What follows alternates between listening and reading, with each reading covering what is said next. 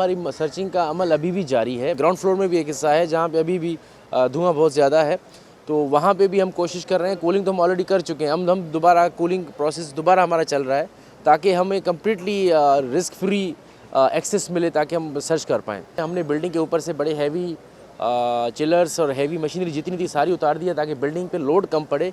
फिलहाल हमने आर्जी तौर पे इसको रिम्पा प्लाजा को बंद किया है।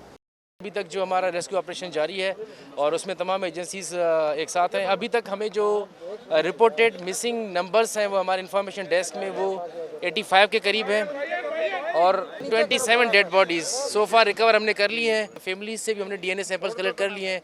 52 का फैमिलीज़ के करीब हमने सैंपल्स कलेक्ट कर लिए हैं एंड इंशाल्लाह हमारी कोशिश है कि हम इस कार्रवाई को जल्द से जल्द मुकम्मल करें। रिम्पा प्लाजा का अभी हमने एसबीसीए से ओपिनियन लेने के लिए उनकी टीम मंगवा ली है, उन्होंने विजिट कर लिया है। वो हमें थोड़ी देर में ओपिनियन दे देंगे तो हम उसको एज़ पर एसबीसीए जो भी हमें इसका ओपिनियन आएगा एक्सपर्ट ओपिनियन, उसके बाद हम आगे लाएमल देंगे। और अभी जो बिल्डिंग खड़ी है 40% बिल्डिंग वैसे ही गिर गई है। बिल्डिंग जो अभी खड़ी है उसका एक हिस्सा हमें एसबीसीए के मुताबिक अभी तक स्टेबल है, एक हिस्सा काफ़ी कमज़ोर है, फ्रेजाइल है, जो खुदा न खास्ता किसी भी टाइम गिर सकता है।